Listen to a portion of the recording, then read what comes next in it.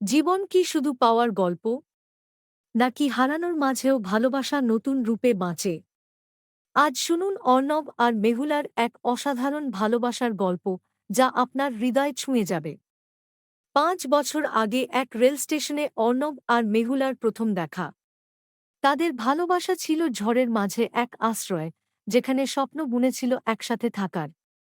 হঠাৎ মেহুলা উধাও হয়ে যায়, রেখে যায় এক শেষ চিঠি। সেই চিঠিতে ছিল এক কঠিন সত্য: মেহুলার ক্যান্সার।